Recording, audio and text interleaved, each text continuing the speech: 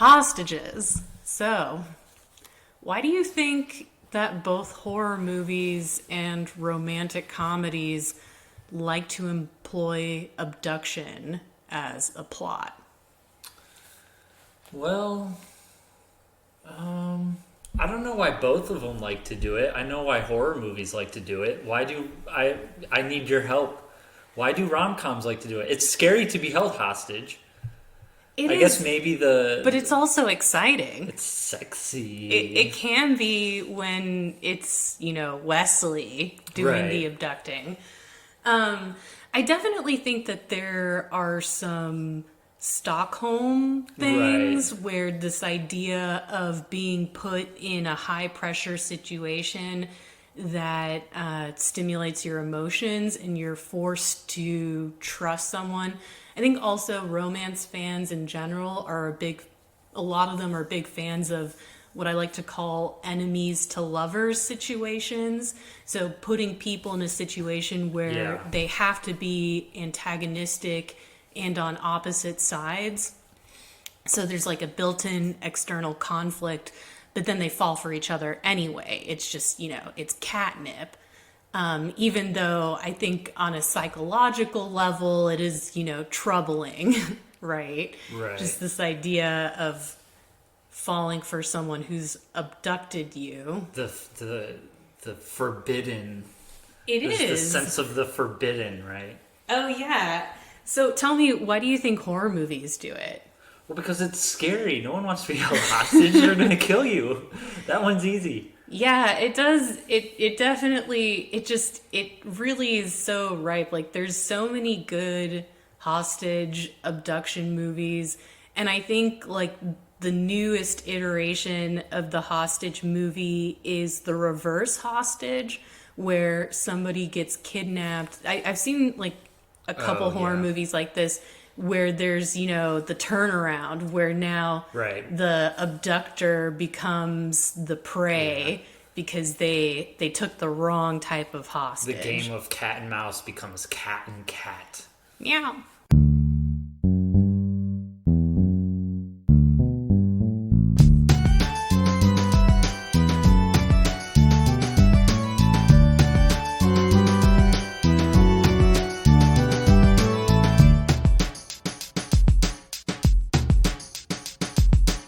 So, which movie should we start with?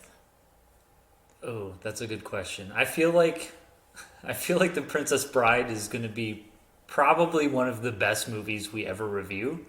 Yes, a movie For- that you cannot deny is just amazing. Yeah. So I don't know if you want to start with the best. And I watched it in order of Princess Bride and then Hiss. What's funny is I did the exact opposite. I Oh, watched really? Huss, and then I watched The Princess Bride this morning. Right. So I think maybe starting off with Princess Bride. Yeah, sure. Let's go for we it. can start with Princess Bride. So I chose Princess Bride because there are a lot of good hostage rom-coms, but this is one of the ones that I found to be the least troubling as Right. far as the dynamics because Buttercup and Wesley were already in love before he kidnaps her, versus other movies like there's a Danny Boyle hostage rom-com with Cameron Diaz and Ewan McGregor, where they fall in love after he kidnaps Right. her. But this, I felt like, not only is it just one of the best movies of all time, and it features, abduction as the main sort of plot mover, but it's such a winning formula. I don't know. I couldn't not pick The Princess Bride for this theme just because it was clearly the best example. Right. Is how many would you say this is a rom-com? Or would you say, because I know that I'm fine with cheating, right? Cheating genres a little So bit am here I. and there. So is this a rom-com or is this a romance and a comedy? And how would you distinguish the difference between the two? Ooh, that's such a good question. So I actually was reading up on it again. I thought there was everything. I thought I knew everything about The Princess Bride already, having seen this movie so many times, but I learned something new every time. And one thing I read was that they had a lot of trouble marketing the movie. Right. Like they weren't sure should we call it a kids movie? Is it a fantasy movie? Is it a comedy? Is it a drama? We don't know. So I think eventually they marketed it as a kids movie, and then it eventually became a cult classic, but it wasn't like a huge box office success. I think that it's a romantic comedy because I think if you look at Rob Reiner's other work, like When Harry Met Sally, the romantic current in the plot is really strong. Right. And I think even though there's kind of lampshading on the romance with the grandson being like, ew, kissing, because they directly acknowledge it in the movie, you have to say that it is a romance. But it's like, it defies any one genre, right? Because just Right. like Grandpa says, it's got everything. It does have everything. It's very violent. A lot of talk about killing each other and actual murders that happen on screen, but with no...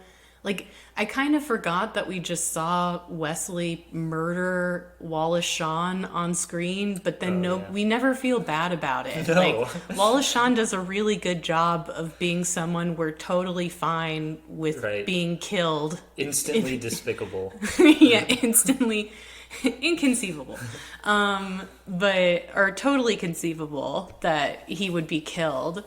So, and then, there's just everybody casually talks about killing each other. Humperdinck talks about killing Buttercup all the time, and Buttercup's totally fine with being like, you know what, I'm going to just kill myself tonight to take myself out of the game.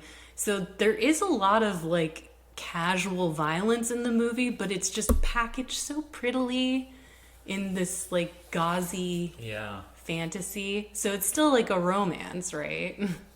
It's definitely a romance for sure, but I'm just trying to like distinguish that sort of idea of a like the quote unquote rom-com TM trademark copyright versus a romance with comedy. Right, or a comedy with romance, whichever. I think it's more heavy on the and the action, even though they directly acknowledge the romance. But I think like that's one of the troubles with like the way that people see romantic comedy is you have this one vision in your head that's like probably a movie from the early 2000s with Katherine Heigl, and there's like a certain flavor that a lot of contemporary romantic comedies have that, like we really recognize it, but it kind of stops us from seeing like there's some really great like innovative romantic comedies out there where like people don't even like think about them that way when it's still, I think an example of the genre. Yeah. I would also go so far as to say this is probably one of the most cinematic comedies that's out there. Like, because comedies and like having a cinematic quality don't always go hand in hand. Usually... That's true. You don't have to be a technical master to do a good comedy. Yeah, and usually it kind of goes against... not against what a comedy is, but having that sort of cinematic flair isn't really necessary. Usually it's the actor or the writing that's on, that's being highlighted in a comedy. Whereas you don't get a lot of movies that have that more, cinematic touch, if that makes sense. So what do you think are like some of the most technical or cinematic parts of the movie visually? The whole fight scene with the swords at the beginning. Oh, it's choreographed so well. It's amazing. Like just the fact that they didn't chop it up into bits and pieces. The fact that a lot of this movie looks like it's shot on a back lot or it's shot... Oh, it's all on sound stages. Yeah. It kind of, this is like a weird-ass comparison that will probably make me sound really pretentious, but Have you ever seen the movie Night of the Hunter?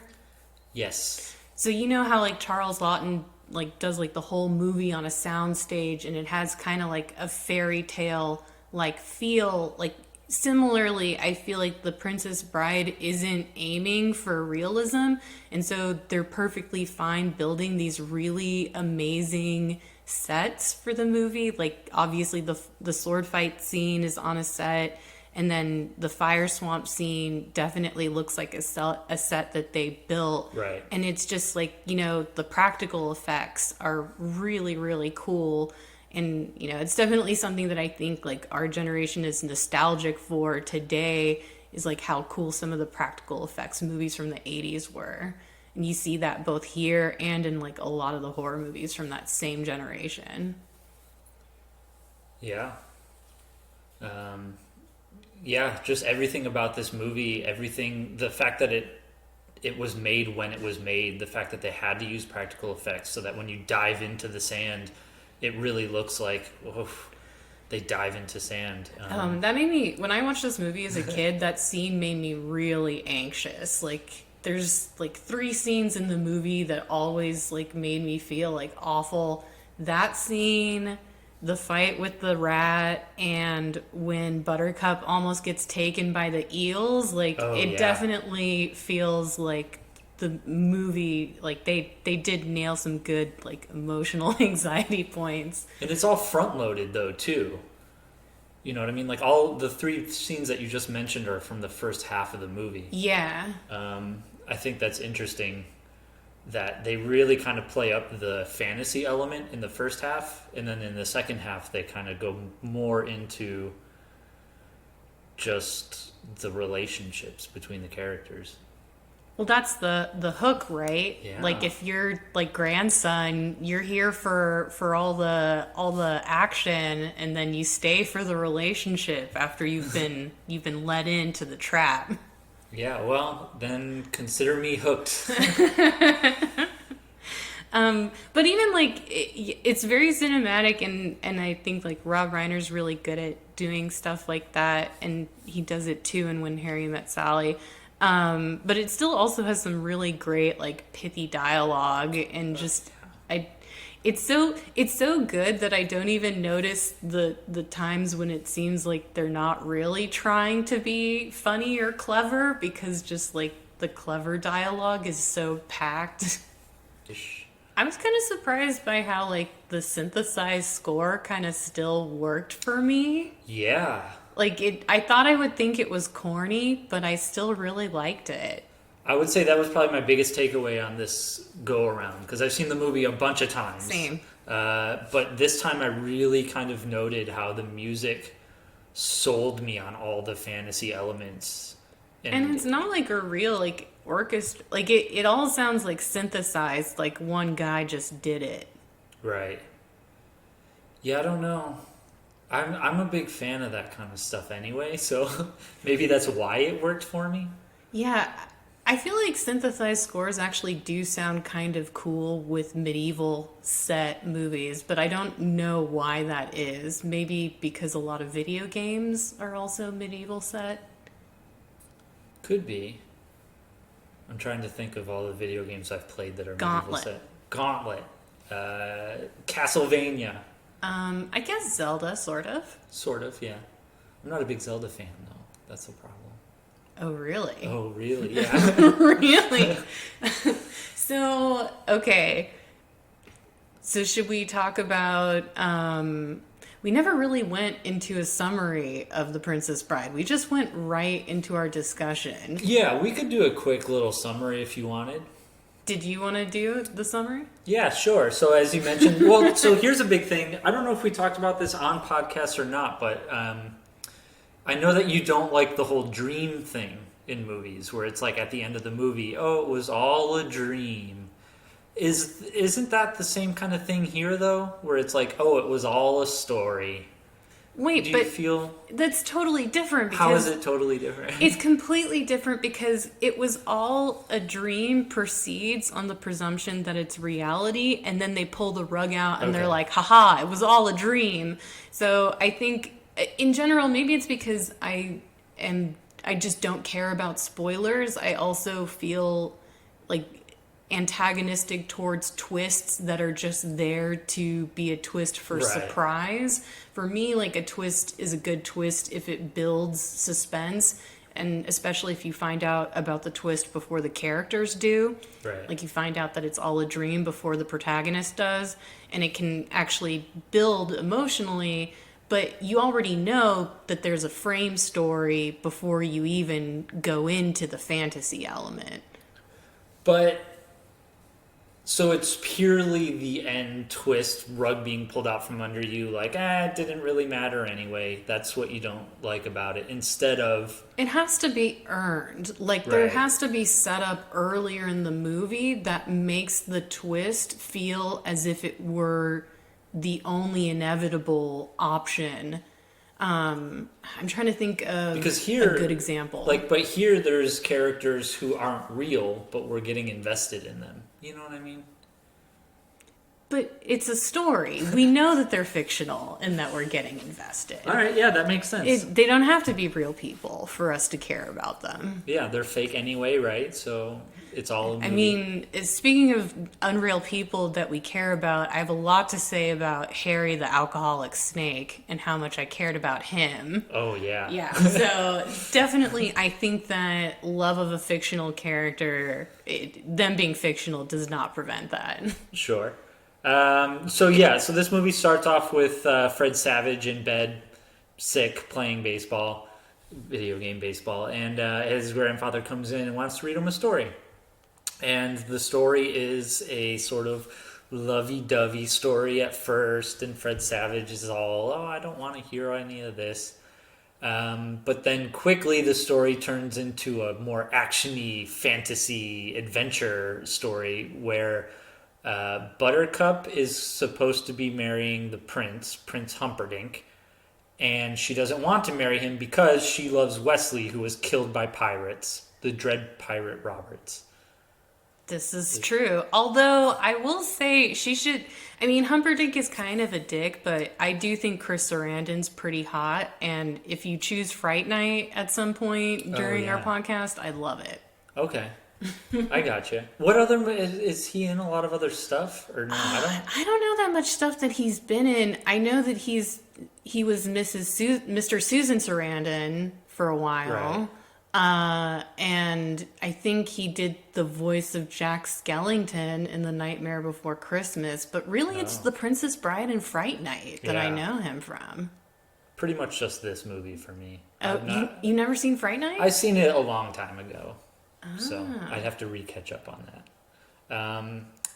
But yeah, so then we get the three stooges of sorts come and kidnap the princess to be and take her away, and their plan is to make it look like the rival nation did it.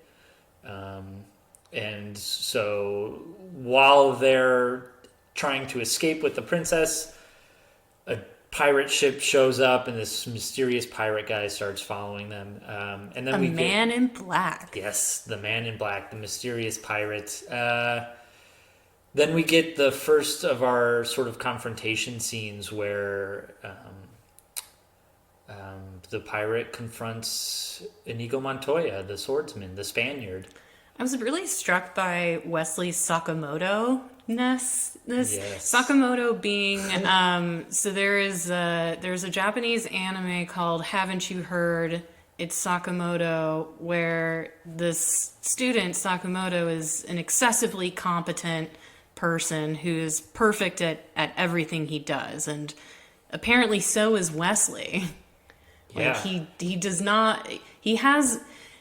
The only thing Wesley does wrong in the movie, I'm trying, like, other than being perfectly charming, he's kind of like, like any trickster hero, like Odysseus, like he lies all the time. But, like, the only truly heinous thing he does is threaten to hit Buttercup at one point. Oh, yeah. Which is, I've always been like, but why? Why, movie? But yeah, But he doesn't do it. He definitely doesn't do it, and I guess we're supposed to just assume that he's really upset that she's marrying someone else. Right. But yeah, he's excessively competent. The one thing that bothers me about this movie is, well, there's two things. They're very small. The one thing that bothers me about this movie, though, that's bigger, is that she talks about his eyes and how lovely his eyes are. And you can clearly see his, like, wonderfully blue eyes through the black mask. You know what I mean? Like, if she's so in love with his eyes, wouldn't she be able to tell that that's Wesley right from the beginning? I don't know. That's just me. Yeah, no, we do have to suspend our disbelief a little, especially when he's got that sweet jaw. Yeah. I mean, well, he does have a mustache now, so the mustache could have thrown her off. So he fights the Spaniard, best them. There's that great moment of like, I'm not left-handed, neither am I. So great. Then he fights Andre the Giant, knocks him out. Another great scene. And then we get to him versus Vicini, where they do the iocane powder and switching the drinks, which has to be probably, of two scenes in this movie, I would put these two scenes up against any other scene in any other movie, bar none. Like, they're just pure movie magic. And without really doing a lot, like, I mean, like, we talked about some of, like, the interesting technical things the film does, but, like, that scene, it's, like, really just, like, two medium shots and then just a lot of really good dialogue. And, like, Wallace Shawn is just working the scene so well. Like, I feel like half of the quotable lines from this movie come from Wallace Shawn. And he's only in it for 10 15 minutes. Oh, but those 10 minutes are everything, and he just like, I agree with him. You shouldn't start a land war in Asia. Your intellect is dizzying. I'm not even getting started. I'm just getting started. So yeah, that scene is amazing. Like, sometimes I'll just watch it randomly. I like that. Aristotle, Socrates, they're all idiots. But actually, that's kind of accurate to how a lot of philosophers tend to write. Like, particularly if you read Nietzsche, it's like exactly like that. No, I don't. Don't quote me. I don't read philosophers. I just watch. You just call them idiots? I'll gladly call them idiots. They're all a bunch of idiots. They're philosophers.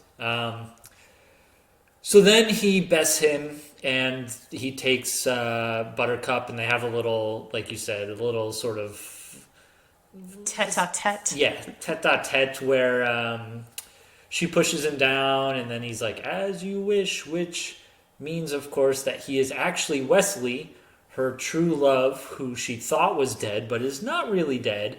And in one of the great comedy moments of the movie, she, instead of just like running down after him, she throws herself down the hill, tumbling down after him. I've always felt very concerned for them. Even though I've seen this movie multiple times, the stuntmen that took those falls down the ravine they're heroes. Yeah, they don't hold back when it comes to, if they're going to throw someone down a hill, they're going to throw someone down a hill. They go for broke. Then they have to go through the forest. What is it called? The fire swamp. The fire swamp. While Humperdinck P.I. is after them. Yes, so Humperdinck is tracking him down because, of course, he's the best hunter in the land. So he can track anything, even a falcon on a cloudy day. He really was able to, from a few prints in the dust, be able to understand exactly what happened. I'm interested to hear your horror pitch for the movie, but I feel like there's definitely a mystery pitch for Humperdinck P.I. Like in his life post Buttercup and Wesley running away. Like, he still has a kingdom to run, Right. Yeah, I should have pitched that more. I should have thought about Humperdinck P.I. more. That's really good. So they go through the fire swamp. There's the fire nozzles, or whatever you call them, the lightning sand, and the ROUSs. That's the other thing that bothers me, is ROUS.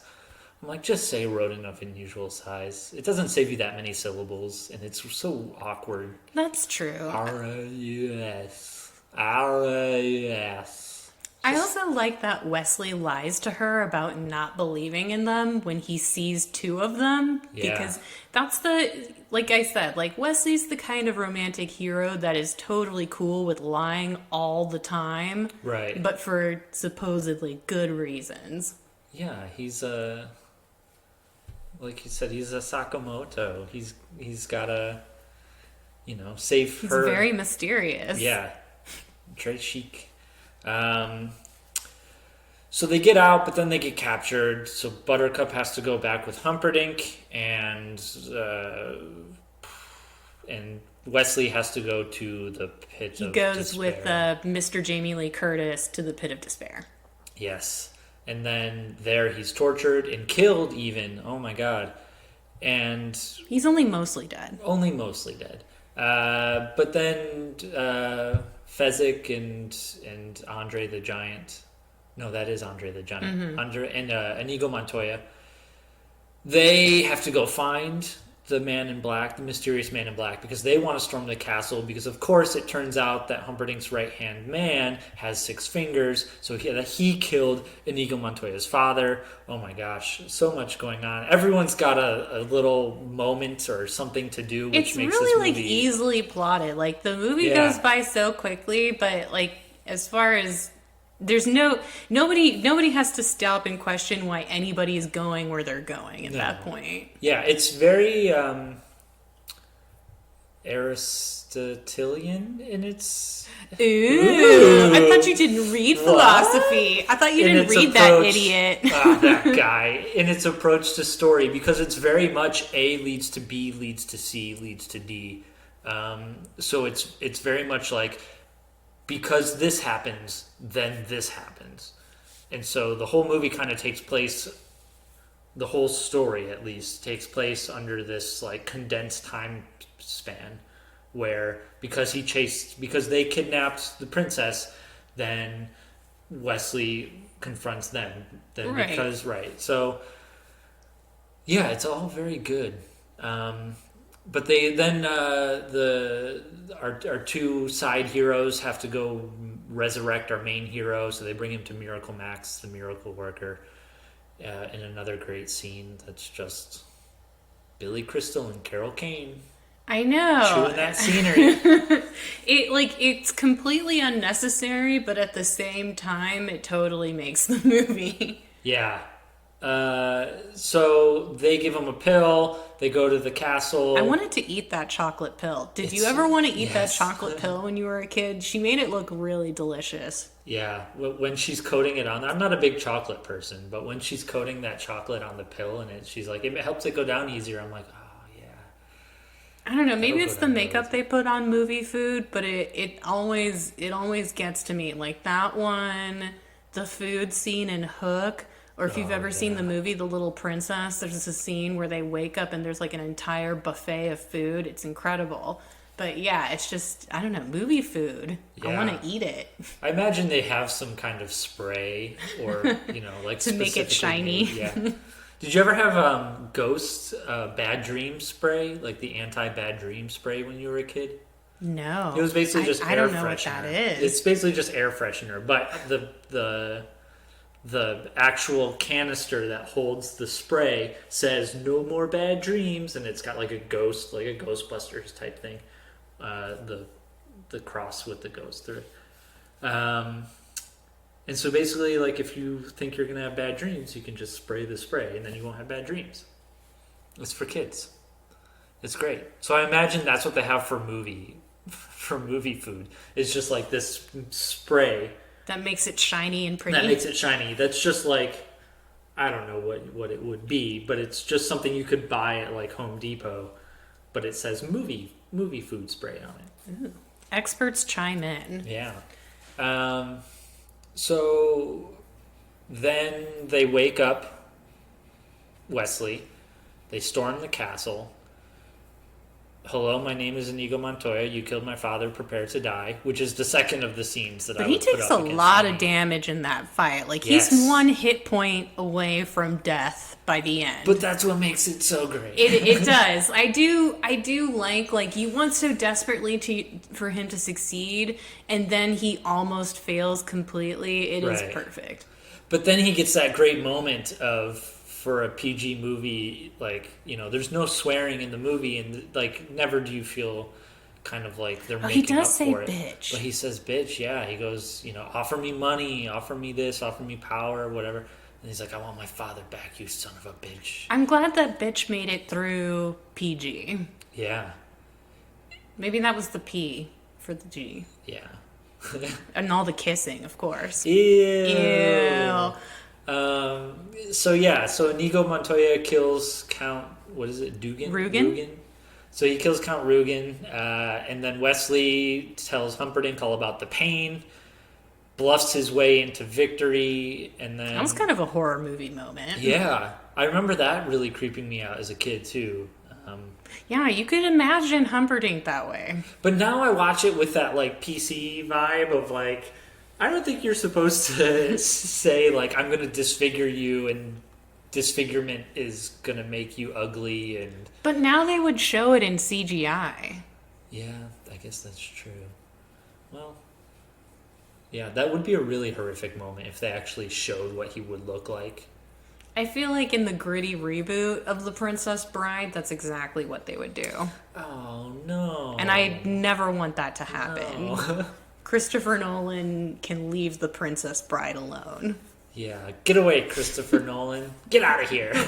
Not Go that on, not that he's interested. But that's how I imagine. The Dark Princess Bride. So, yeah, he bluffs his way into victory. They just leave him alive, though. They don't even kill him or maim him or do anything. They're just like, you'll be fine. You'll just go on to rule this kingdom with your iron fist. Humperdinck P.I. I'm telling P.I.. you. But then they ride off into the sunset. They do. Or the sunrise. On 4 beautiful white horses. Yeah. And I love when Fezzik finally meets the Princess Bride. I do like when he "Hi, catches lady." her. That's such a pretty, like, again, completely unnecessary, but so pretty and perfect when he just catches her and they do the little arpeggio sound. Yeah. There's a lot of little moments in this movie that really just make up the whole thing. Like, I love in movies when characters thank each other. I don't know why, but it always gets me when a character says thank you. And in the scene where Inigo is trying to break down that door, and he's like hitting up against the door, and he's like, Fezzik, come help me, and he's like, you hear it in his voice how desperately he wants that door to be knocked down.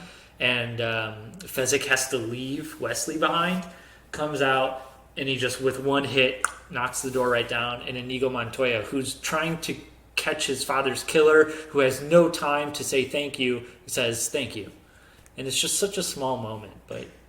Well, their relationship is almost as great, if not more, than Buttercup and Wesley. Yeah, I would definitely...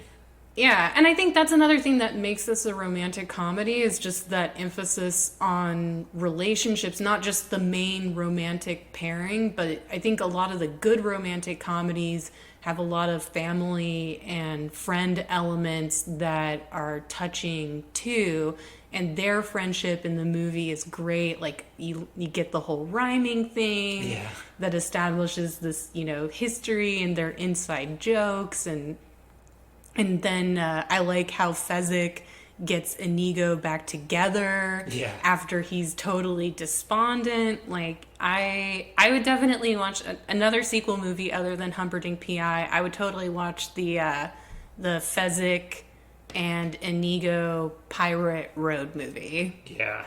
I think Mandy Patinkin can do anything, and I believe He's so it. charming in this movie. He's gorgeous. He's amazing. And so that's Princess Bride. That is Princess Bride. And of course, we get the last kiss, which at this point, Fred Savage is like, no, He's it's okay. into it. Kissing He's is down. fine. Yeah. He grew up. He Yeah. pubertied in the Right course before of our eyes. that in the course of that single afternoon. So I guess, should we talk about who do we want to kill from The Princess Bride? Honestly, it's hard for me to think of somebody from this movie I'd want to murder. Yeah, this is probably going to be the toughest one. I don't know. I thought about it and thought about it and thought about it, and I just couldn't come up with one. I guess maybe Christopher Guest. But he already dies. You don't Yeah. want to take it away from Inigo. I know. See, that's the thing is like I don't, because he gets that great moment. I don't know, because Humperdinck. There's no movie without Humperdinck, and so I don't want to kill any of the good guys. I like that Humperdinck lives. Yeah. Yeah. I don't know. Maybe the what is it, like the hunchback guy? The albino? Yeah, the albino. You would kill the albino? Yeah, like he takes such pleasure in other people's torture. Come on, man. That's true. He is kind of Rugen's right-hand man. Yeah. I guess you could kill the albino. This is a real stretch because she's not even real, but I would kill the old crone from Buttercup's dream. Oh, Because she yeah. doesn't know Buttercup's life. Right, She doesn't know that's what true. Buttercup has sacrificed to keep Wesley alive, so she needs to shut up. Yeah. But again, she's a figment of Buttercup's imagination, so definitely a stretch.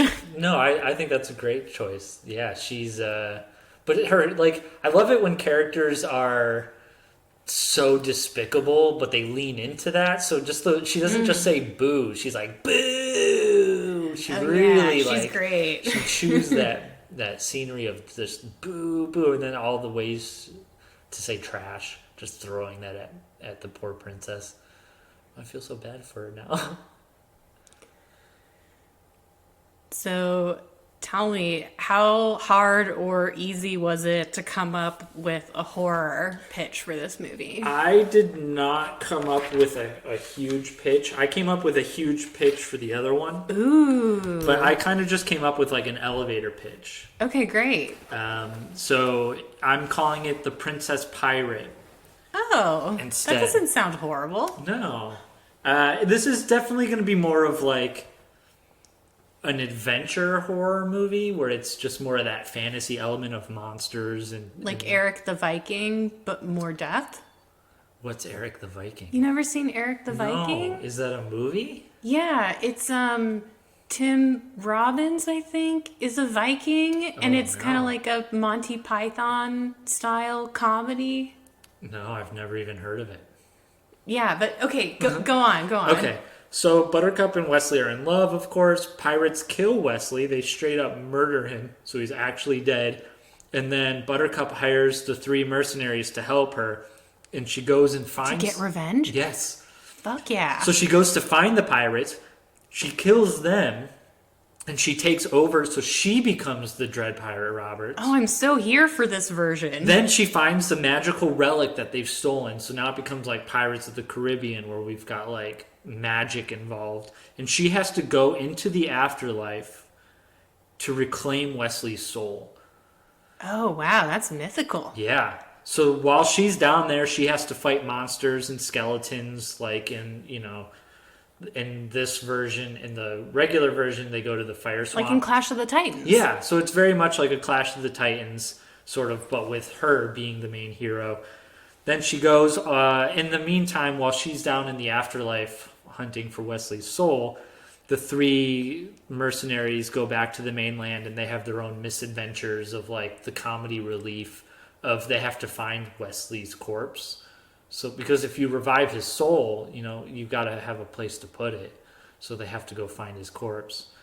In the end, Buttercup saves Wesley's soul, brings him back to life. They live happily ever after.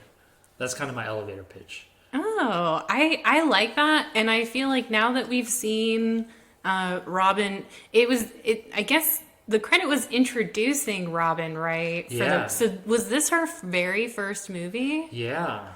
Well, now we know after House of Cards that Robin has got the stuff to be to be a tough, you know. Yeah, and she was Blade also Runner. oh yeah, and then she was in Wonder Woman too. She was one of the Wonder Women. Yes. She was a Wonder Woman. But yeah, I feel like Robin Wright would definitely rock as a pirate queen or pirate princess. Yeah. Queen now. Right. But yeah, I could totally see her doing this and being awesome at it. Right. And I think that Mandy Patinkin also would, like an older Inigo, more battle weary, wizened, kind of how he is on Homeland. I think they'd do great together. Who would be Andre the Giant? Oh, who would be Andre the Giant? Like, did you ever see that SNL skit of No. Jason Segel Oh, as Andre the Giant ordering, and he's like ordering ice cream? It's such a dumb little skit, but it's so funny. R.I.P. No, I don't know. I guess if it were made today, this is so sad, but Andre the Giant would be CGI'd in. Whoa. They might have Andy Serkis in Andy Serkis is Andre the Giant. All right, I can dig it. Andy Serkis can do anything that involves facial tracking. Yeah, I like that. I like that. I like that pitch. I would watch that movie. I hope people won't be mad at me for my horror pitch of Princess Bride. No, it's really hard to do. Yeah. So in my horror pitch, I'm a big fan of single word movie names. The renaming of this movie, I just call it Despair. Ooh.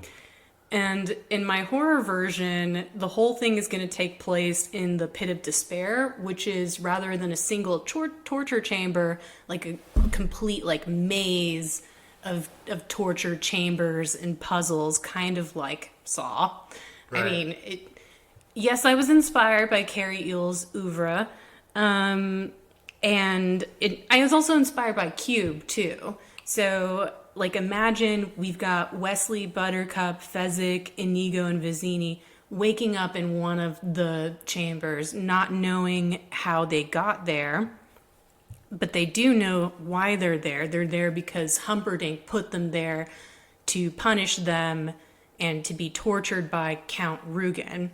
And so the group heads through the different chambers, and they all meet with challenges that exploit their different weaknesses and strengths. So I could imagine something like, like maybe Fezzik lifts a large object to allow the group to pass through, and then he's bitten the eye by a venomous snake. No! You know, something like the idea that Right. something really small could Right. take him down, small and fast. And then I had an idea that maybe Inigo has to fence a sophisticated automaton, but then he gets bisected by an axe that comes out of the wall or something. Right. And then I had the idea that maybe Vizzini would get lost in a maze and get attacked by ravenous crows. But of course, the worst fate would befall Wesley, who agrees to go into the machine under the condition that Buttercup gets to live, and then he dies in similar agony as to the original movie. So finally, there's only Buttercup left, and Humperdinck comes out, and he's real smug, like, what are you gonna do now that I've killed all your friends? And then Buttercup says something like, I would not say such things as I were you if I were you. So like yeah. still similar Right. similar moment between them where he threatens her, and then after she says that, a rapier comes through Humperdinck's chest from behind. He turns around. It's Count Rugen. He's just stabbed Humperdinck, and it turns out that all along Count Rugen and Buttercup have been in league with each other. What? They have like a weird like King Richard and his niece thing where, you know, after Wesley left, she never really forgave him for leaving her, even though he came back. And then she kind of becomes Rugen's protege for political manipulation, and they decide to betray Humperdinck and everyone else together. So at the very end, it's kind of like a Pyrrhic victory where Rugen and Buttercup are now king and queen of Florin, but then an old lady in the crowd starts booing and hissing, and it's like they've technically won, but the stain of their crimes will remain on them. So Buttercup will always have to reckon with what she's done. That's so sad. I know, it's very bleak. Yeah. Yeah, no, that's a great job of taking... But she knows what that 6 fingers for, so she's down. Yeah, I thought that... No, that's a great horror take on The Princess Bride. That's really hard to do. I like a medieval version of Saw. I would be into the idea of somebody doing like a medieval torture movie. I mean, maybe not too gratuitous, because I really don't like torture porn in horror movies, right, where it like has no purpose. I say that even while also really liking some of like the French like New Extremity movies that are really violent in that way. But like again, like it has to have a purpose. But you don't see a lot of medieval horror movies. Yeah, that's true. I don't see a lot of medieval movies in general. I'm not big into the genre, so I don't... Maybe you'll like my recommendation at the end. Ooh, maybe. Hopefully. Yeah, because I need a good one. So I need something to get... to fill that itch, to scratch that itch. Scritchy scratchy. So, should we move on to...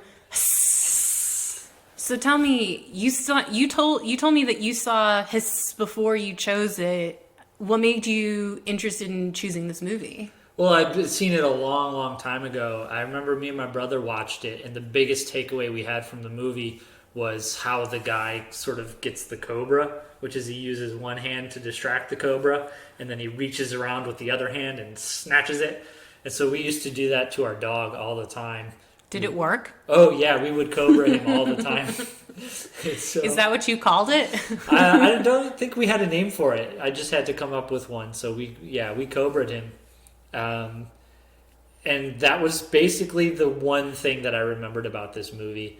I kind of remembered what he looked like when he turned into the snake, and I kind of remembered there was a scene where they like had to peel his back. But in my mind... Oh, when he got that really bad sunburn. Yeah. Which was so cool. I really wish, like, this movie almost would be ripe for a remake if they took it into that more torture porn aspect. Oh, yeah. It would be like a better version of Tusk. Yes. I just recently rewatched Tusk, and it's a... Please don't choose Tusk. I could have. There's so many movies I could have picked. I could have picked 10 Cloverfield Lane, which is a great movie. That is a good hostage situation. Tusk, I could have picked any of the Saws or any of the Hostels or any of those kinds of movies. But I don't know. For some reason, I just really wanted to rewatch this movie. I'm glad you chose this movie because I'd never seen it before. And I definitely think that there were things that were interesting about it. One of the funny things is like Princess Bride uses a totally synthesized score, and then for some reason this has this like piano score, this like really romantic piano score. Yeah, they really play up on the romance between the two characters so that at the end that scream really sells. You've chosen 3 movies now that end in a woman screaming. I just want to let you know. I guess, yeah. I guess I have. I don't know. Maybe it says more about these directors that feels like a good place to shut the book on that story is like the primal scream. Right. Yeah, and I wrote it into a screenplay that I wrote. Oh, you have a screenplay too that ends in screaming? Pretty much, yeah.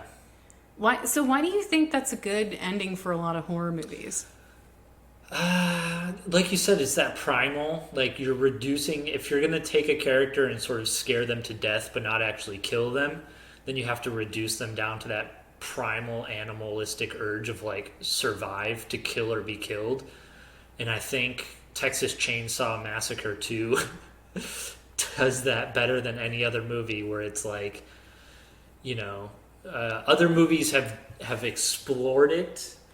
Like I'm thinking of Rob Zombie's Halloween 2 kind of goes off into like, what if Laurie became like more like Michael Myers?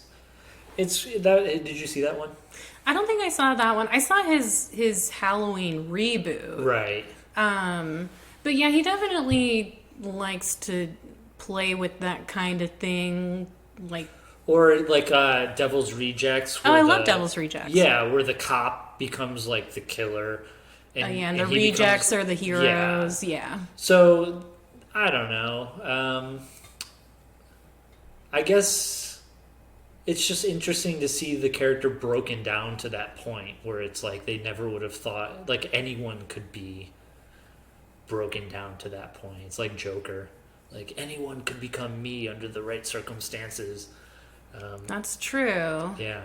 Yeah, I guess like if you're doing a pressure cooker, once that happens, there's really nothing to say after it. Right. It's like Curb Your Enthusiasm. Like what if Texas Chainsaw ended on that bum bum bum bum. I would really love to overlay the Curb theme on the Texas Chainsaw Massacre ending where she spins with the chainsaw. Yeah. I would also like it on the freeze frame of Christina in. Yeah. I'm here for that edit if anyone wants to do it. It's so good.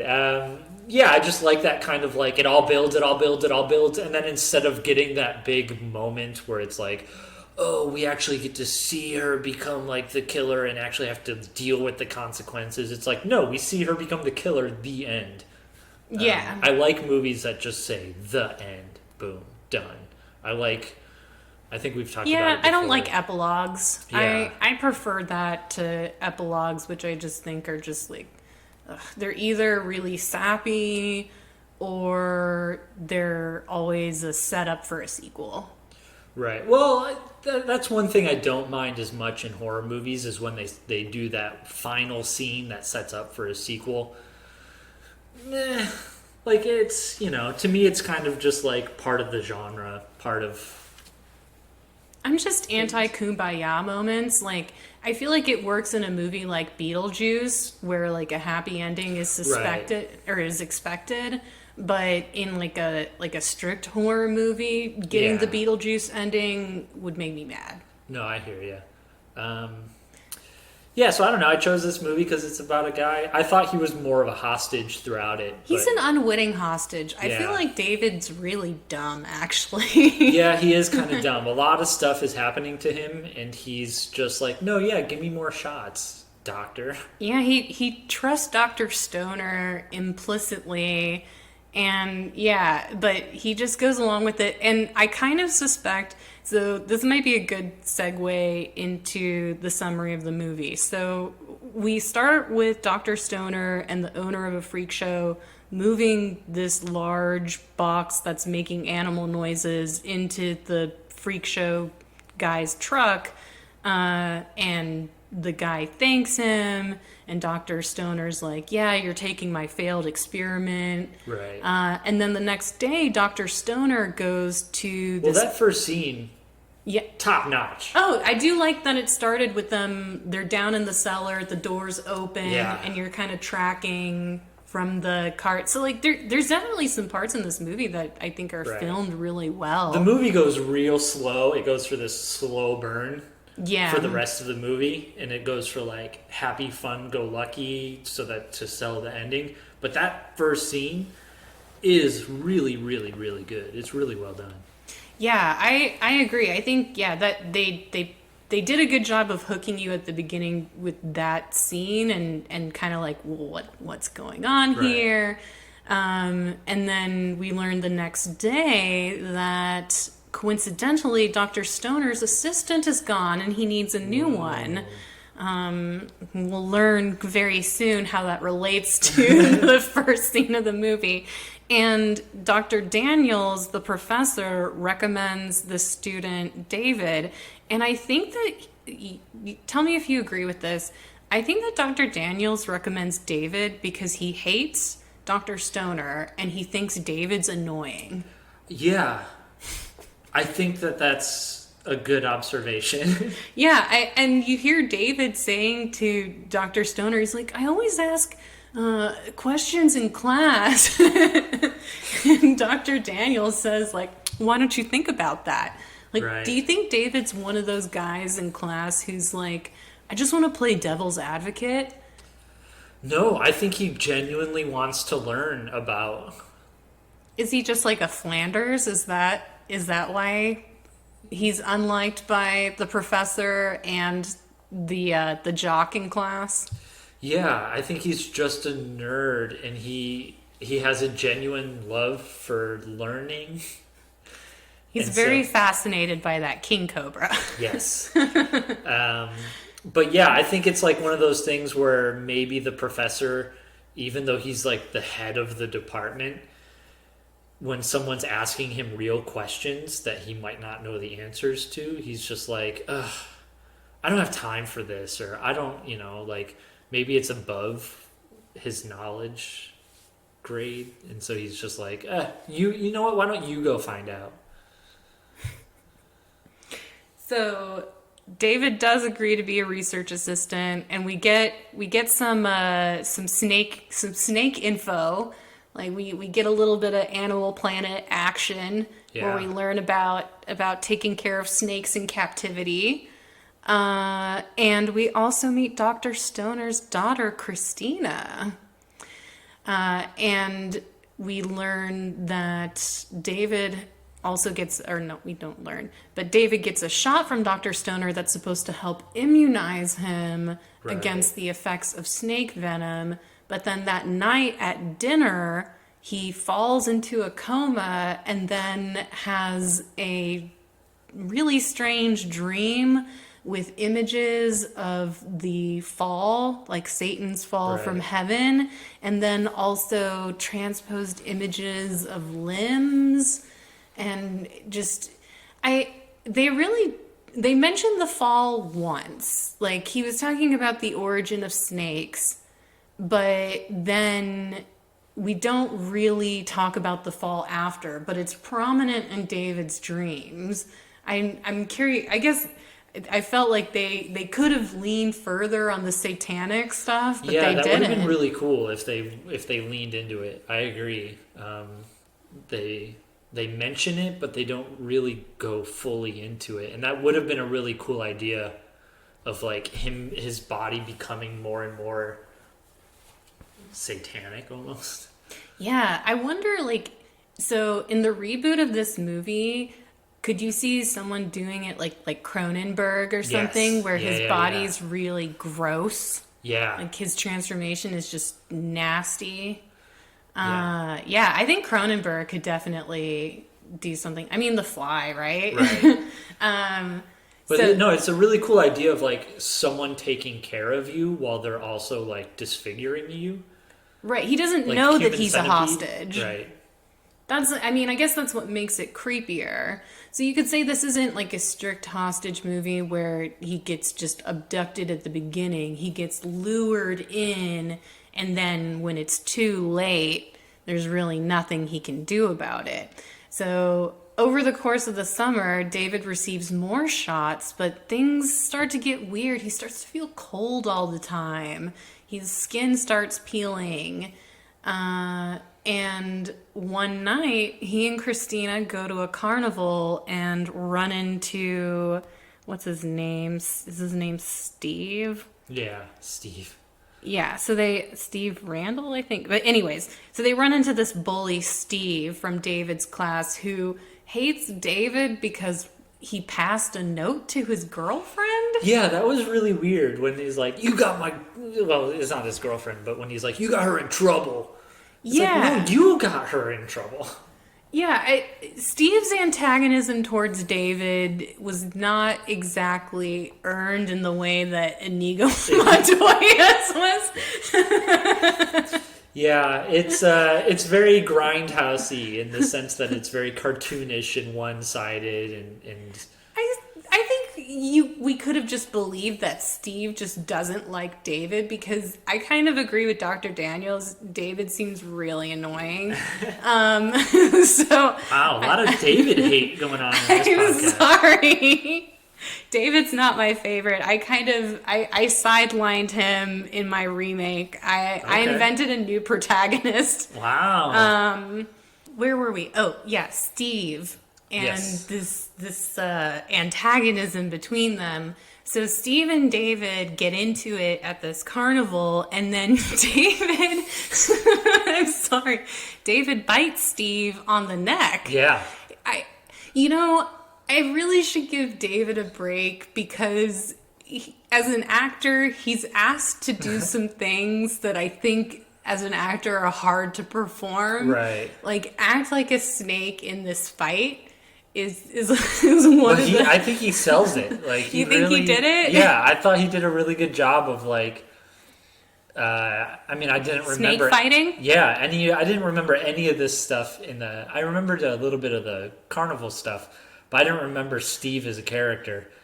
And him biting Steve, I was thinking like, man, they really went for it here. Like I like that. I feel like in the remake, the snake fight could definitely be something that they could make into something could again lean into a really little bit more special. Right.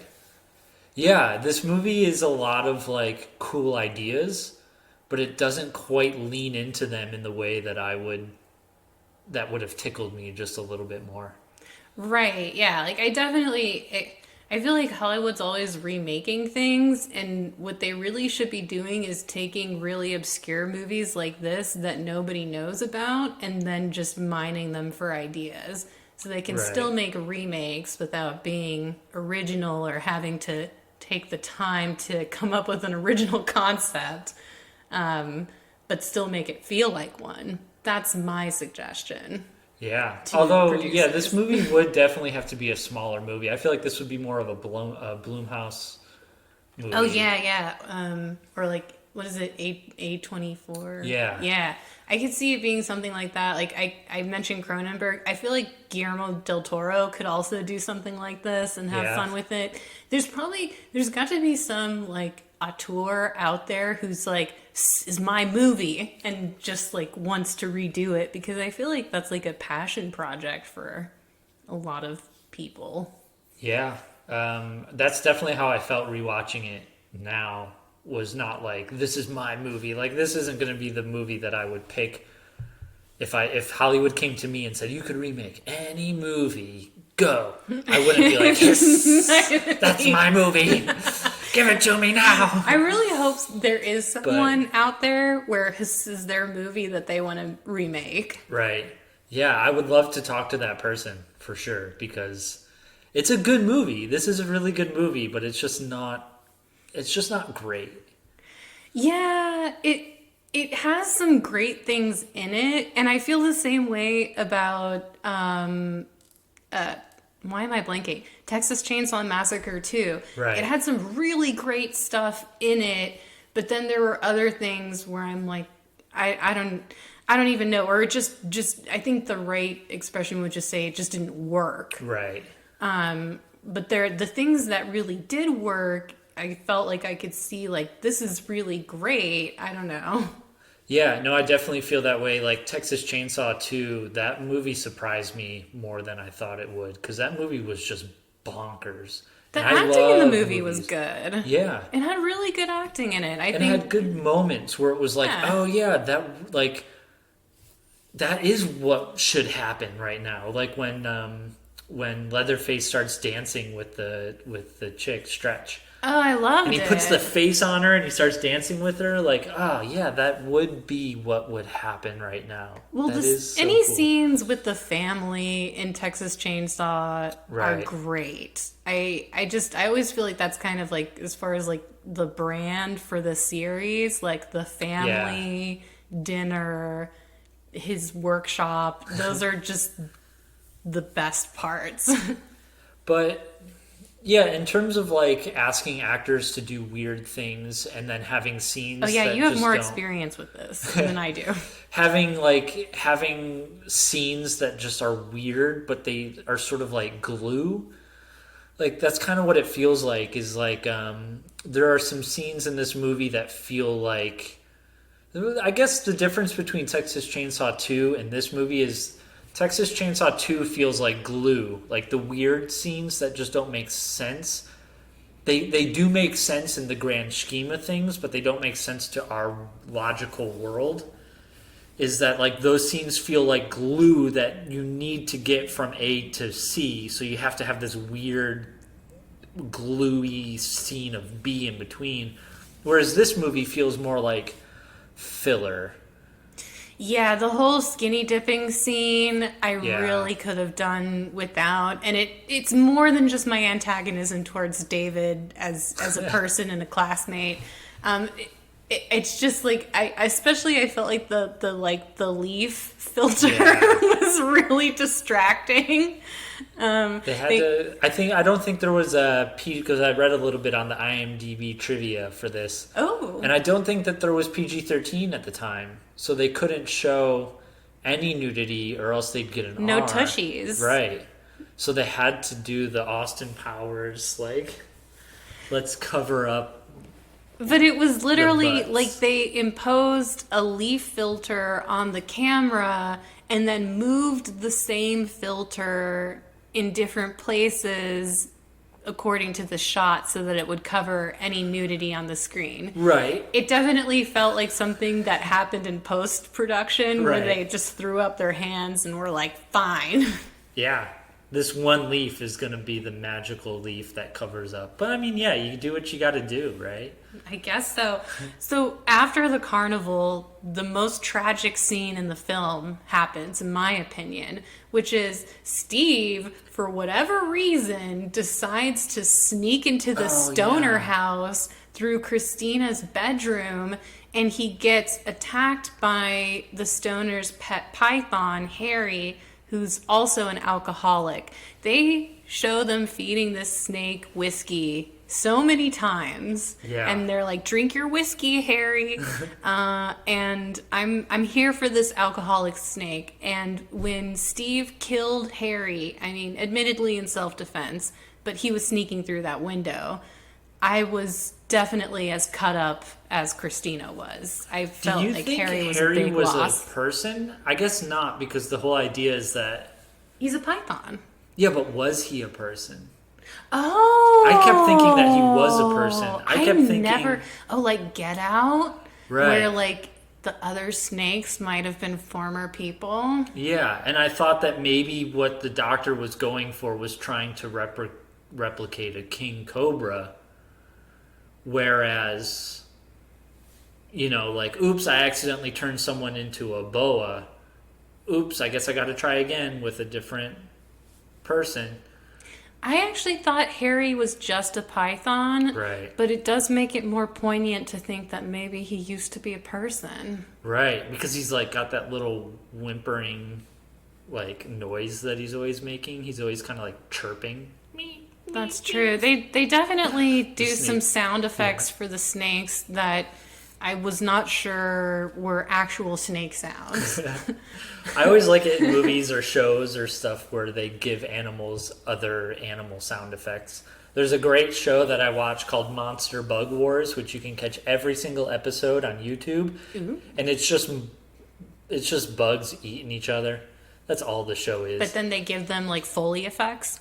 Yeah, and so they'll have a spider attack an ant, and it'll be like, and it's But they sell it up like it's a boxing match, so they go through each animal's strengths and weaknesses before they actually show the showdown, and they do like computer generated like what ifs of like what if the spider attacked the ant from behind, or what if it attacked from the front, and so it's a really cool show if you like bugs. Okay, that does sound really interesting. So yeah, Harry dies and we have to cremate him. And Stoner decides to kill Steve in revenge. and he gets Steve in the shower with a black mamba. Right. And this is an interesting tidbit. When the police interview Steve's girlfriend, did you catch how she said that they'd had sex 3 times that night, and that could have been why he had a quote-unquote heart attack? Yeah. She killed him with sex. She exhausted him 3 times. 3 times. Wow. It was too much stress. It was way too much stress. His coach said, no more than 2. No more than 2. Did his coach really say that? Yeah, he says... I forgot about that part. Yeah, he says when he's denying her for the extra Oh, that's time, right, because if he you're says, like an coach athlete... said no more than 2. Yeah. That is actually true. You know what's funny? It's like, that's actually true that athletes will like withhold before an important match or competition. Yeah. But another thing... I only know that from Raging Bull. Oh, really? Yeah, yeah, it's popular with boxers. Yeah, he gets himself all like juiced up and ready to go, and then he pours ice down his pants to be like, yeah, let me get all testosterone up, and then exactly. Now you got to get all that tea, all that tea. But it's funny. So that's true. But what's also true is, you know, I know this seems like an Alex Jones thing, but there are scientists that are trying to create human-animal hybrids. So, yeah, they just did it in China. Yeah, isn't it like humans and chimpanzees, right? Yeah, humans and monkeys of some sort. That's what I saw. And I think another country, or maybe also China, has done human and pig DNA. They're doing it to grow organs for transplant. So Dr. Stoner's ideas are not as far-fetched as one would think, although his purposes for fusing humans with reptile DNA had to do with climate change, right? Like he wanted humans to be able to survive. Yeah, he mentions it a little bit where he's like, the waters are rising or something, which is way ahead of its time in 1973. Let me just say that. I mean, is it though? I remember picking up if you ever go to Half Price Books, they have old National Geographics. Right. I remember picking up one from the 70s that was about like the effects of pollution. Oh, yeah, he says pollution in this one. So yeah, I guess his climate change is less about... They didn't know how bad it would really get. Right. I mean, now Dr. Stoner has more reason than ever to come up with reptile-human hybrids. Yeah. I really would have liked to have seen... I like that idea of human-animal hybrids. Like, I think... like the Island of Dr. Moreau? Yeah, that one version of it, the black and white version, is really good. I haven't seen that one. I've only seen the bad one with Marlon Brando. That one is a weird, bizarre movie. It is bizarre. I remember it scared me as a child. I didn't like it. I never saw it as a kid. I only watched it... did I watch it on my phone? I think I might have watched it on my phone, which is like not the best way to see a movie, but whatever. So another missed opportunity in this movie is the next part where while Stoner's killing Steve, David and Christina consummate their relationship. Yeah. But we never learn if Christina has a snake baby. Oh, yeah. That would have been weird. No. Well, I mean, Dr. Stoner told her not to get with David. I think that was more the blood, right? He mentions the blood. So would she get snake STDs? What would happen? Yeah, I think the idea is that their blood would like get all mingled up, and then she'd turn into a snake.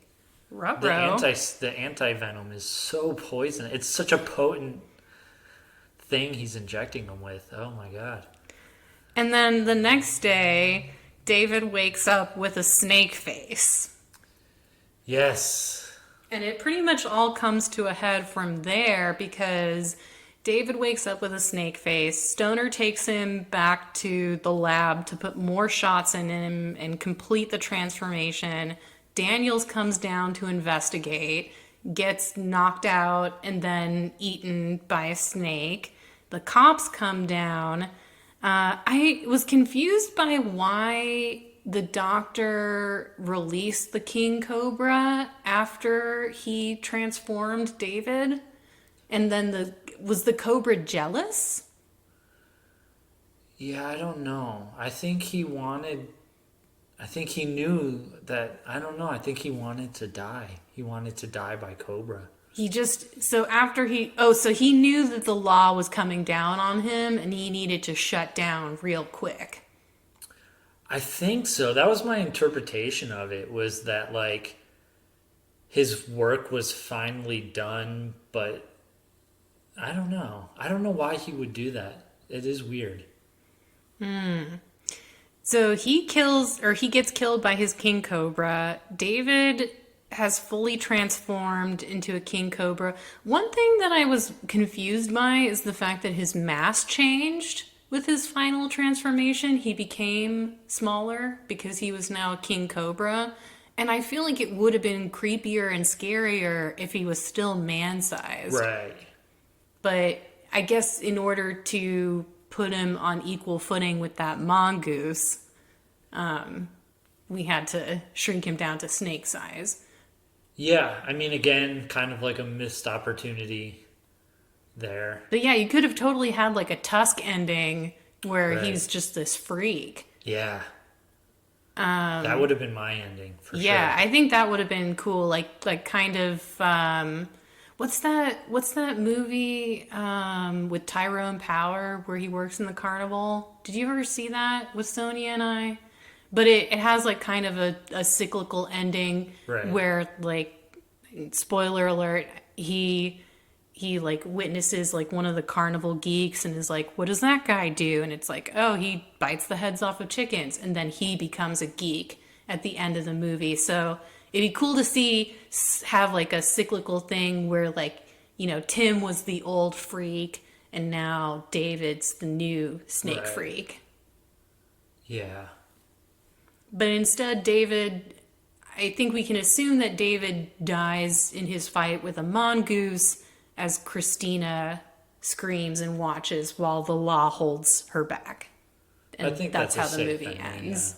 Yeah. But yeah, so another movie that ends in a scream and an unknown conclusion, but I think it's easy to assume what happened after. Yeah, we don't need to see it. I think ending on the scream is a good place to end. So you mentioned that you had a more detailed pitch for this movie. Yeah. What made you more inspired when it came to writing a rom-com version of this movie? I'm surprised. I don't know. I guess I just figured I couldn't do a complete 3-act breakdown for both movies, that would just be too much. But for this movie, I just started writing my idea out, and then I was like, oh, I'm really getting into it. Ooh. I was just inspired to make this movie. I entitled my movie Kiss. Ooh, that's so much more clever than what I did. So in mine, Chris and Tim break up long distance, right? So Tim, like, she gets a text from Tim or something, and it's like, hey, I'm breaking up with you. And she's like, no, wait, I'm coming home right now. And maybe it's alluded to later that Dr. Stoner was the one texting her. Oh, because he doesn't want his assistant going out with his little girl. Right. So, and that could be part of the reason why he snakified Tim. So then in the next scene, Dr. Stoner sells Tim to the freak show guy. And the freak show guy even gives him a ticket and goes like, if you ever want to visit him, here's a free ticket. So then Chris... That's generous. Yeah. So then Chris comes home. Tim isn't there. She's upset. One of the things she says is she's never going to date a coworker again. So Chris has to go out, but she needs the checkbook. So she asks her dad, like, where's the checkbook? And he's like, oh, it's in my lab coat pocket. So she goes to the lab coat, reaches in for the checkbook, and what does she find? She finds a freak show ticket. So... What's that for? Ooh, so she takes both of them, and Dr. Stoner goes to the school to get his new victim. Chris goes to the bank, does all of her bank stuff. Dr. Stoner brings back David and inoculates him. That's when Chris goes to the carnival, and she sees Tim right away and freaks out because she's like, oh my God, his eyes, those are his eyes. What did my dad do? I'm going to go home and confront him. right? Because like, what if my dad isn't, like, she starts to piece things together that things aren't right. So, and this is a rom-com. So then David, after he gets inoculated, sees some paperwork open, and he reads it, and he sees like the evil plan of like, oh my god, this guy's gonna try to snakeify me. Oh, this can't be good. So then David escapes through the snake door, and the snake doesn't bite him because the snake is like, remember in World War Z when the zombies were like, oh, it's okay, you're cool because, you got virus. This snake is like, oh, it's okay, you're cool, you got snake DNA in you, it's okay, I won't attack you. Oh yeah, he ignores him. Right, so the snake ignores David, and David creeps out through the snake hole, but he leaves the snake hole open, the snake door. He leaves it open, so when Dr. Stoner comes back, the King Cobra gets out and he bites Dr. Stoner and escapes. So the King Cobra escapes. And that's like their big money, right? That's how they make their money, is through Cobra venom. So how are they going to make their money? Oh, no. So then the movie becomes about Chris and David. So all of that is sort of Act 1, which is like setting up the idea that he's going to become a snake. Okay. Act 2 is just the hijinks of... like, oh no, I'm turning more and more into a snake. And when he turns into a snake, it's going to be more like a giant snake man. Okay. And he's got like arms. So kind of like a Medusa sort of snake creature, or like a Gorgon, I guess it would be called. So we have to have like, they don't like each other at first, right? Because she's like, I have to take care of this snake man. And he's like, oh, I have to turn into a snake. But then the more she starts to take care of him, the more they start Florence to fall in Nightingale love. syndrome. Yeah. And one of the things is they contact a shaman, like an ancient shaman that she knows from, India. And he's like, oh, no, yeah, I have a cure. I'll come down because I have a cure for snake turning into. That actually is plausible given snakes in Hindu culture. Yeah. So, because that's where a lot of the snakes come from. Like the king cobras and stuff all come from from India. So I have three little fun little things of like bad to good. One is feeding time. At first, she has to cut up his food for him and feed it to him because his arms start to like turn into little nubs. But then by the end of the movie, they've got this like mechanized wheelchair where he can use his little nub arm to hit the up button, and she has the food hanging from the ceiling. So when he hits, it's like, the chairs on staircases that allow people to go up. This would be like a chair, but when he hits up, it's like a scissor lift, and it lifts him up to the food, and he can it's hard to describe for the podcast, but he can lift himself up and then eat the food, swallowing it whole as he goes, as he lifts himself up. So that's the feeding time. There's the skincare where, at first she's got to like peel his skin off and like take care of him and peel it off, and it's really gross and stuff. But by the end of the movie, they make it a dance where she's like dancing around him. Is it like kind of sexual? Yeah, it's like, it's more fun. It's more fun than sexy, but she's dancing and like having fun with it and twirling, and he's like wiggling his snake body. And like as she twirls, she'll like twirl around him, but she grabs a piece of skin and like twirls the skin off. And it's really gross, but it's like fun and flirty. If you had to choose a needle drop for that moment, what song would you set it to? I'm really bad at that, so I don't know. If you know, Walking on Sunshine? Yeah, like there's something fun and light like that. Yeah, Walking on Sunshine's a good choice. Buttercup. And then the other one is crocheting. She like crochets, and he's like snake sweaters. Yeah, so like at first she's just crocheting in general, and he's like making fun of her, and he's like, "That's an old lady thing to do," bear. And she's like, "This is how I enjoy myself," bear.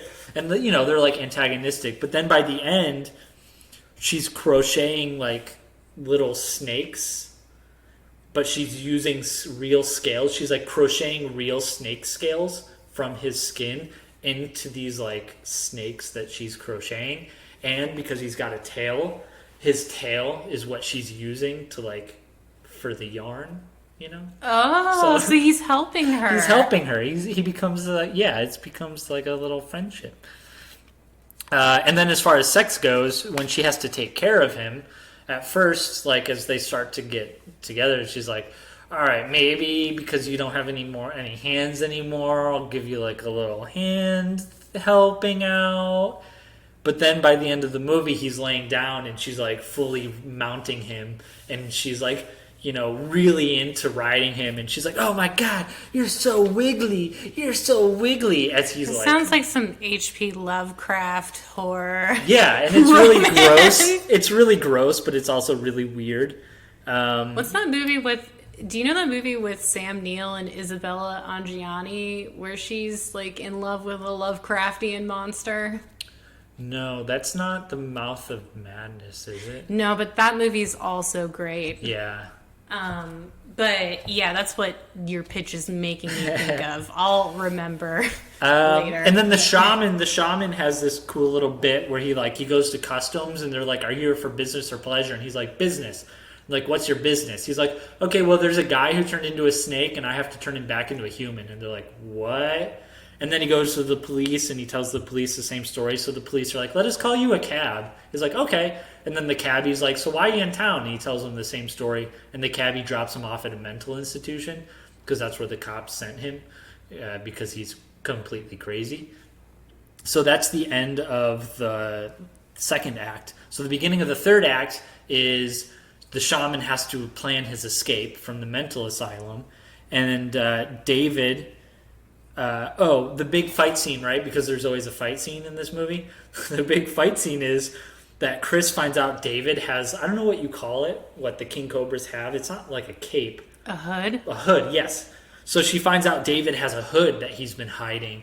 And the reason why he's been hiding it is because that's how they make their money, is king cobra venom. So now he starts to turn into a king cobra, which means technically they're co-workers because she would need his venom to sell, because that's how she makes her livelihood.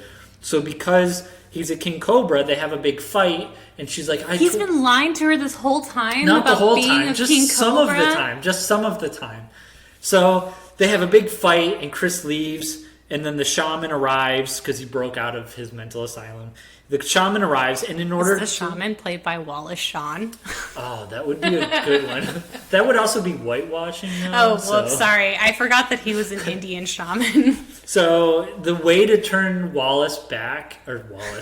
way to turn David back into a human is to bite him. Like, that's just the antidote, is like a reverse vampire bite. Right. So the shaman bites David, and then David turns back into a human, and then he goes into the woods and he finds the original king cobra, and he uses his new snake senses to whoosh, capture the king cobra, and then he brings it back to Chris, and then they have a happy ending. Aww. And that's the movie. That's Kiss. I like Kiss. I decided to name my rom-com version of Love in Cold Blood. All right. I wanted to keep with the reptile theme, but I decided to change things up a little bit. So instead of the mysterious crate being transferred to the freak show, the freak show is coming to Dr. Stoner, the owner is, because he's got something for him. And it turns out that he has this creature, which is a Naga. And Naga, they are mythical, half snake, half human creatures. In Hindu mythology, they're considered holy. And they even have their own little snake kingdom called Nagaloka, I believe, is what I read on the internet. So this creature... You did full-on research for yours. Well, I'd been interested in Nagas before, okay. So I knew that this was a thing, and I think I even asked you if in your screenplay one of your snake people was a Naga, because it's there's half snake people. There's definitely a mythological precedent for it. So Dr. Stoner assures her that she's safe and that he'll take care of her, and he decides to call her Christina after his dead daughter. So instead of David being the snake person, we already kind of Splash style. Instead of a mermaid, she's a snake woman, and she's being held in captivity by her protector / captor, Dr. Stoner. So we fast forward a few years. She's kind of got Stockholm syndrome and treats Dr. Stoner like he's her dad, while he studies her DNA with the aim of creating super snake people. And her only friend is Harry, the alcoholic python, who Christina can understand because she's a snake person, but obviously Dr. Stoner can't. So the comedic elements in the movie or hijinks come from Harry's witty wisecracks that Dr. Stoner can't understand. Do we hear yes, Harry? because we're aligned with Christina in this story. So we can definitely understand Harry and everything he communicates to her. And he's kind of got this Garfield and John dynamic with Dr. Stoner. I'm thinking of Salem, the cat, and Sabrina. He's totally like Salem, except he drinks a lot more whiskey. Right. So that kind of adds to like the comedy element.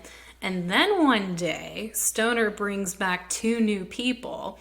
We've got David, the summer research assistant from the local college, and Rex, a king cobra. Ooh. And then that night, Christina has a prophetic dream about a male Naga beckoning her to him. And David and Christina, at first he's kind of shocked by her because he's like, snake girl, whoa. But then they kind of build up this cautious friendship and, on Christina's part, unrequited love for David. But David, on the other hand, being a human, is not as interested in Christina. But Dr. He's Stoner, not surprised that she's like a mythical snake creature? Well, Dr. Stoner brings him in on his research and like makes him swear to secrecy. Gotcha. But like, you know, David's not going to tell anybody about her. But Stoner's plan is Bride of Frankenstein style. He wants to turn David into a snake person to be a mate for Christina. So there's still kind of that creep element of trying to turn David into a snake. Meanwhile, though, Christina's got kind of this like antagonistic relationship with this King Cobra, who, you know, is very kind of like a Han Solo type, you know? Like, of course. And he's like, why are you wasting your time aligning yourself with these warm bloods? You know, like, you need to be with your people. And at first she's like, I do not even care about you, Rex. Like, because she wants to be human. She wants to be David. She wants to be more like them, part of their world, like the Little Mermaid. And then, similarly to the horror version, David does get into a fight with Steve, and it leads to Steve hurting but not killing Harry. Because in a romantic comedy, we wouldn't want to kill Harry. Right. Still, though, Rex decides to take revenge on Steve for Christina.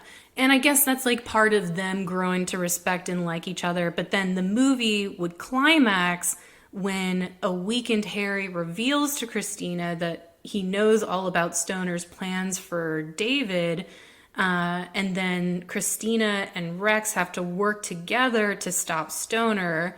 They kill him. So Stoner still gets killed by the King Cobra. Gotcha. And then, sadly, though, David blames Christina for what happened to him, and he chooses to run away. My inspiration for this is there's a YA novel called Blood and Chocolate that's about a werewolf girl who falls in love with a human boy. And I was always angry because in the book, the boy, when he finds out she's a werewolf, predictably is like, I'm out. And she ends up with this like badass werewolf who's been like into her the whole time. But then in the movie, she ends with the stupid human boy. Ugh. So this is humans, am I right? Humans, am I right?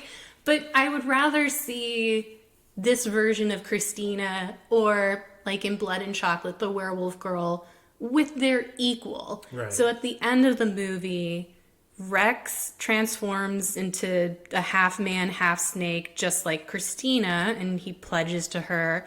And then Christina, Rex, and Harry begin their descent underground to Nagaloka, which is the kingdom of the snakes. And that's it. And that's it. That's good. No, I like it. It's a little less on the comedy. I'm really relying on Harry to bring the comedy. Right. I could see him played by Simon Pegg. Oh, yeah. I would like that. Yeah, I like that idea of like talking to the snakes. That's a really good. Oh yeah, and giving them like Yeah. personalities and thoughts. So, who was your crush from this movie? Ooh.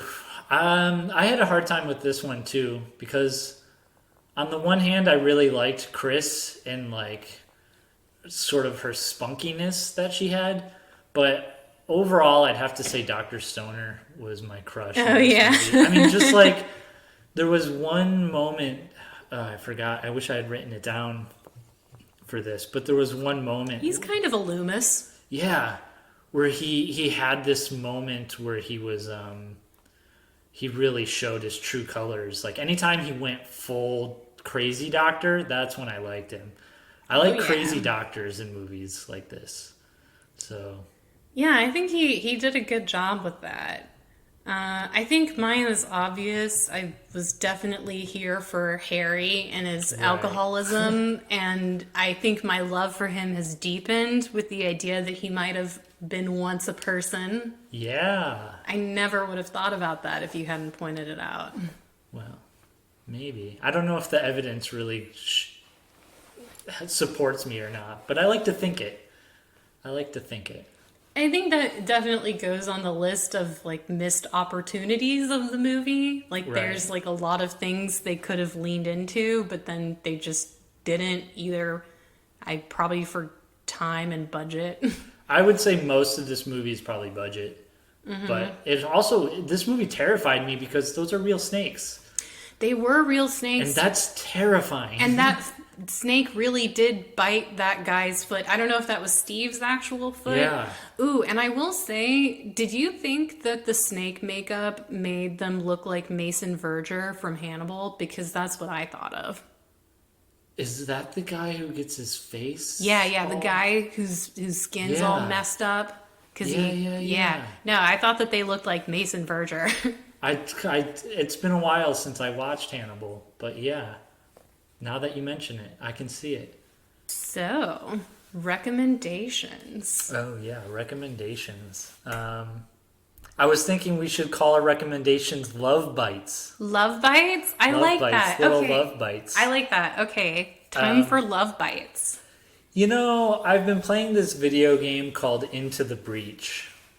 What kind of game is it? It's a turn-based strategy tactics game where you play in as these like giant robots. You get 3 giant robots, or giant mechs, I should say, and then there's these aliens that come down. And I guess it's debatable whether or not they're aliens or just like insectoids that have grown giant, like kaiju. But it's basically Pacific Rim. So I rewatched Pacific Rim 1 and 2, and I would recommend the second one. Have you ever seen either of them? I haven't seen either of them now. No, they're weird movies. They're both weird movies. They have pacing issues. They have tonal issues. They have just neither one of them is like good, but they both have really good things about them. So they're very much along like the Texas Chainsaw 2 line, where it's like, oh man, there's some great stuff about these movies, but not everything works. And I would argue that when it doesn't work, it just falls really flat.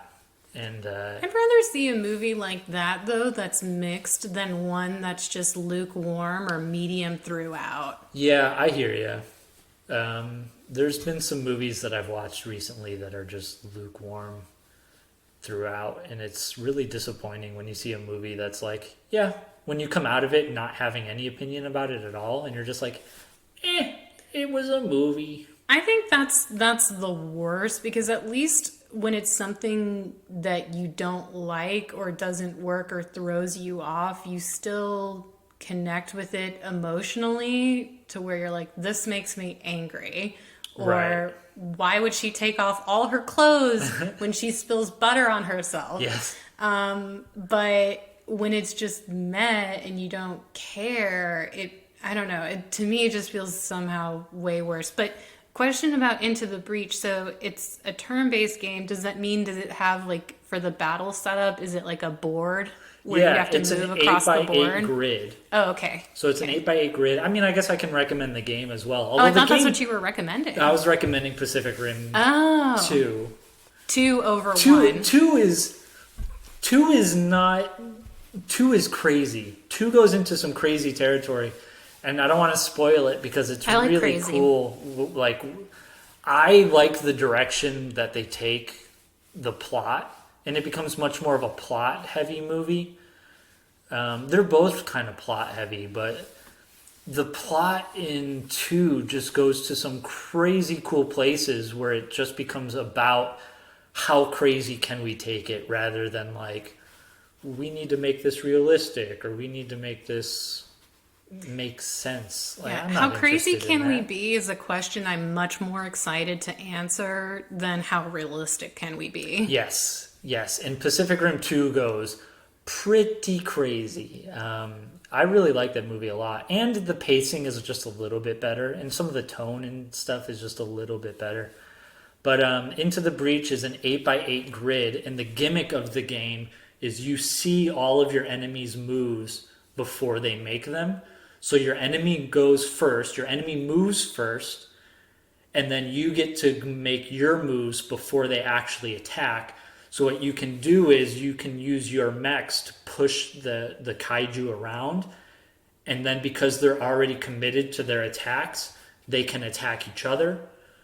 Or they can miss their attacks. Or you can move them to position them so that they're standing over the breach points where the kaiju are coming out of the ground. So you can position the enemies over the breach points to stop the enemies from coming up over the ground. But it's really hard. I mean, the game, like, That does sound really it's difficult. frustratingly hard sometimes. I like turn-based games, but I like more like turn-based RPGs. Right. Where it's just like a single action. I wish I could have gotten into Final Fantasy Tactics, which is kind of similar, where kinda you similar, work yeah, on a yeah. board, but it always throws me off. But yeah, it's cool. But It's yeah, really super cool when technical. you get that synergy down and, like, you have 5 enemies on the board, but only 3 mechs.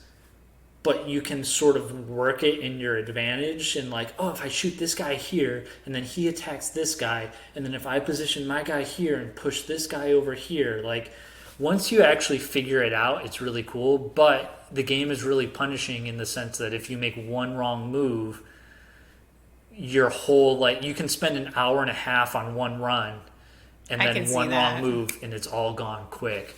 So it's a roguelite in that sense that, like, you're supposed to just, like, theoretically you beat the game every time you play it, and each run can take anywhere from like an hour to 2, and you could beat it every single time, but it goes south real quick.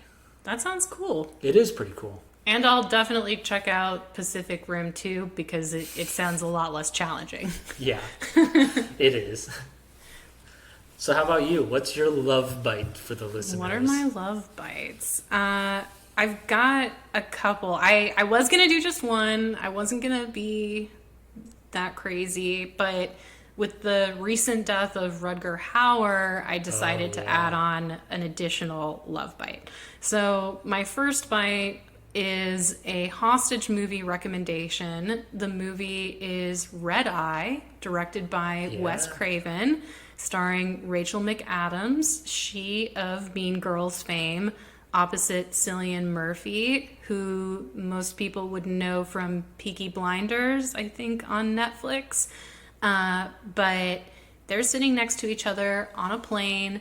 It turns out that Cillian Murphy's character is some kind of operative, and he threatens to kill her dad if she doesn't work with him. And so it's a cat and mouse thriller where Rachel McAdams has to outsmart Cillian Murphy throughout the movie. And then there's also a little bit of, sexual tension to throw some spice in there. Yeah. I think it's a great hostage thriller, and I would totally recommend it. And then the next recommendation, since unfortunately Rutger Hauer recently died, it was very sad. But you mentioned to me you haven't seen that many medieval movies at all. Well, there is another medieval fantasy movie that is not The Princess Bride, but I think is worth seeing if you are a Rutger Hauer completionist, or you also like medieval fantasy films. It's Lady Hawk with Rutger Hauer and Michelle Pfeiffer. Lady Hawk is about Matthew Broderick plays this thief who insinuates himself in this conflict where Rutger Hauer's character and Michelle Pfeiffer, they're lovers who have been cursed. So during the day, she takes the form of a hawk, the eponymous Lady Hawk. And then at night, she's a human, and then Rutger Hauer turns into a wolf. And so they're together all the time, but then they never get to be together in their human forms. And so they're cursed, and the movie's about breaking their curse. And I think Rutger Hauer is kind of hot in it, so... I would definitely recommend it if you are wanting to see another high fantasy movie and you're missing Rutger Hauer and you've already seen Blade Runner however many times. Yeah, I'll definitely have to check that one out. That one's been on my list for quite some time. Really? We used to have it on Laserdisc in my house. Ooh. Maybe that's why he looks so sexy. That high definition Laserdisc of the 90s. Yeah, I love it. So I guess that'll do it for us for this week. That's it for this time. And what do we have for next week? So I propose road trip as the next theme. What do you think? I like it. Do you have a movie in mind? I do. This time it's actually a movie I haven't seen, but I have heard very many good things about. The name of the movie that I want to do for road trip is a Bollywood movie. Oh. It's called Job We Met or When We Met, and it sounds like a riff on It Happened One Night. Okay. Basically. I've seen that one. Yeah, so it's like the Bollywood version of that kind of. All right. Yeah, Bollywood is a big blind side in my... Yeah, same here. Cinema. I've only seen one Bollywood movie called Kalnayak, but that's it. And yeah, I will be excited to hear what you have for a road trip pick too. Well, speaking of Rutger Hauer, I figured why not go with The Hitcher? The Hitcher? I've never seen it. Me neither. Oh, okay, cool. I'd be up for that. Yeah, so that's another one that's been on my list for a very, very long time, but I just haven't watched it for whatever reason. All right. Well, then join us next time when we go on the road with two movies we've never seen before. Should be fun. It should. Bye. Bye.